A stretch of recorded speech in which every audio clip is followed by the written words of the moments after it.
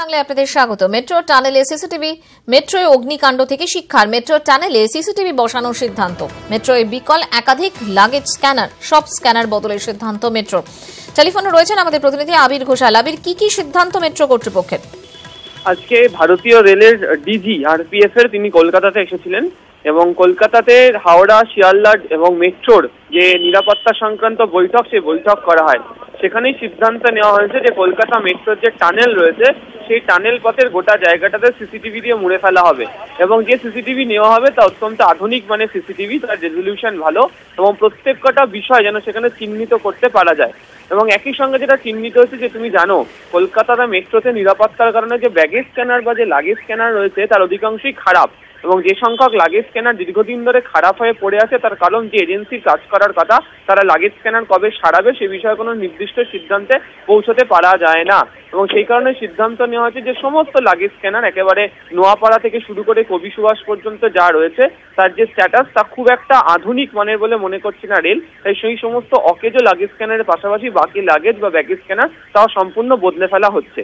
কিন্তু সিসিটিভি শুধুমাত্র মেট্রোর ক্ষেত্রে নয়, মেট্রোতে যেমন একাধিক জায়গাতে সিসিটিভির কারণে নানা অসুবিধা হচ্ছে, এর পাশাপাশি হাওড়া, শিয়ালদা, সাঁতরাগাছি, শিলিগুড়ির মতো যে স্টেশনগুলি রয়েছে সেখানেও অধিকাংশ সিসি ক্যামেরা খারাপ হয়ে পড়ে রয়েছে। ফলে ভারতীয় রেল নিরাপত্তার কথা ভেবে সিদ্ধান্ত নিয়েছে যে মেট্রোতে যেমন পুরোপুরিভাবে সিসিটিভি সমস্ত খোলনাতে বদলে ফেলা হবে, তেমনিভাবে এই সমস্ত স্টেশনের সিসিটিভি গুলোকেও বদলে ফেলা হবে যাতে নিরাপত্তাজনিত কারণে কোনো ধরনের অসুবিধা আরপিএফ বা রেল কর্তৃপক্ষকে না নিতে হয়।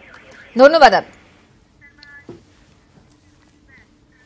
সিন্ডিকেট বিবাদে কাশীপুরে উত্তেজনা, দুষ্কৃতীদের দুটি দলের মধ্যে সংঘর্ষ, একের পর এক বাড়ি ভাঙচুর, মারধর, দুপক্ষের সংঘর্ষে জখম 6, আহতরা ভর্তি হাসপাতালে, 7 জনকে আটক করেছে পুলিশ। আরও একবার আপনি জানিয়ে রাখি, কাশীপুরে উত্তেজনা, সিন্ডিকেট বিবাদে এই উত্তেজনা, দুষ্কৃতীদের দুটি দলের মধ্যে সংঘর্ষ।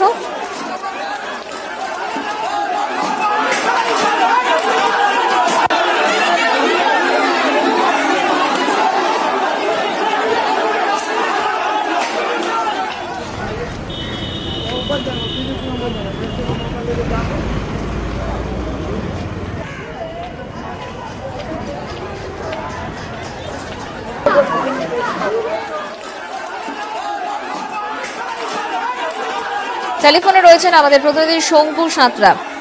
শঙ্কু, ঠিক কি কারণে এই সংঘর্ষ এবং এখন পরিস্থিতি বা কি?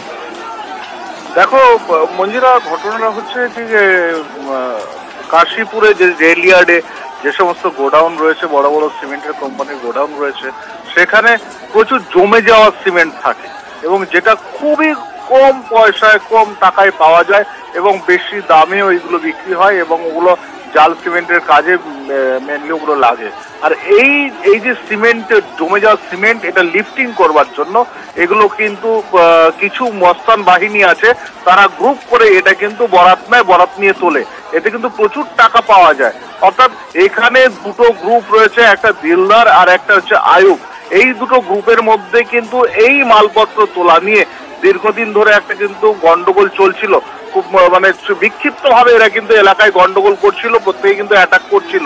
আর সেটাই কিন্তু গতকাল ওই কাশীপুর বস্তিতে একটা রাত্রেবেলাতে ছোট গন্ডগোলের সৃষ্টি হয়, সেটা নিয়েই আজকে আবার সেই গন্ডগোলটা বড় আকার ধারণ নেয়।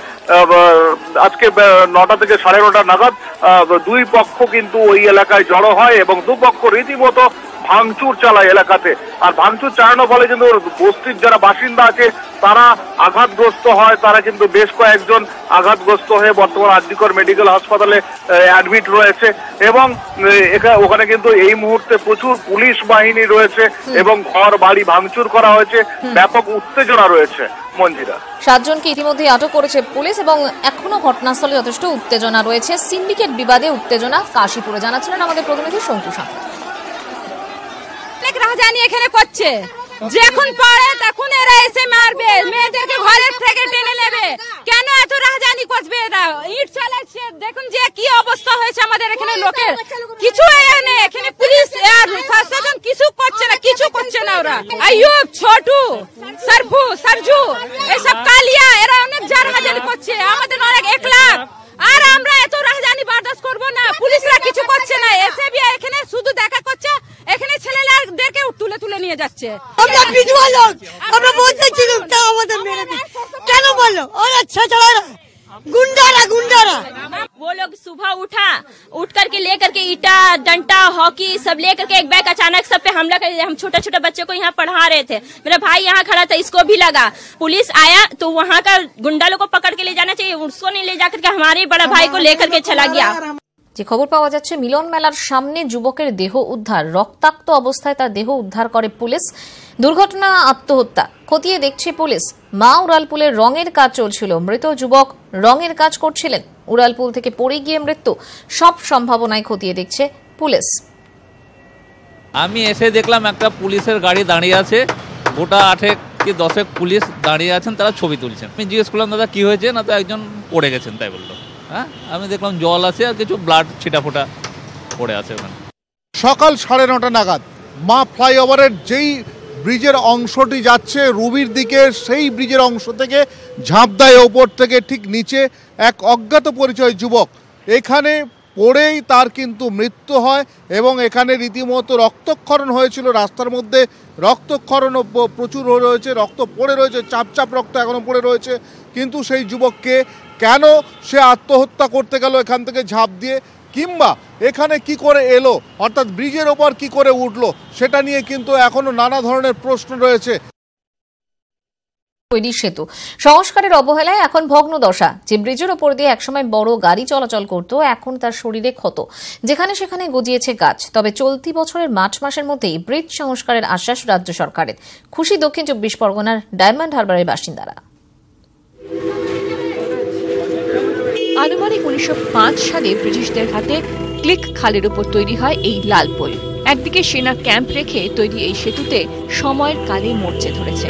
77 মিটার লম্বা এবং প্রায় 3 মিটার চওড়া ব্রিজের উপর দিয়ে একসময় নাকি বাসও চলত।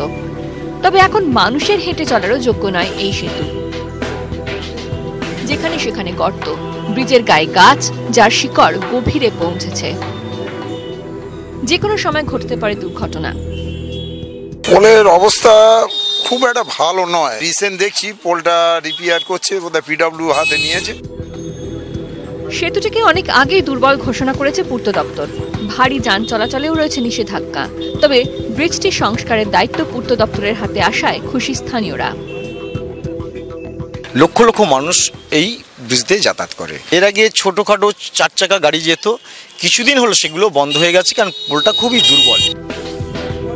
2017 সালে দায়িত্ব পেলেও এবছর মার্চে সেতু সংস্কারের কাজ শেষ করার আশ্বাস দিয়েছে পূর্ত দপ্তর।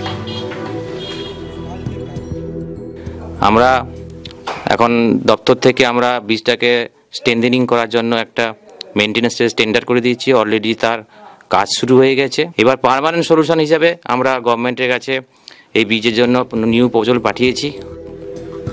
ব্রিজের চারপাশে এখন বাঁশ বেঁধে চলছে সংস্কারের কাজ। তার সঙ্গেই পুরনো ঐতিহ্য ফিরে পাওয়ার স্বপ্নে বুক বাঁধছেন ডায়মন্ড হারবারবাসী। শুভজিৎ দাসের রিপোর্ট, নিউজ 18 বাংলা।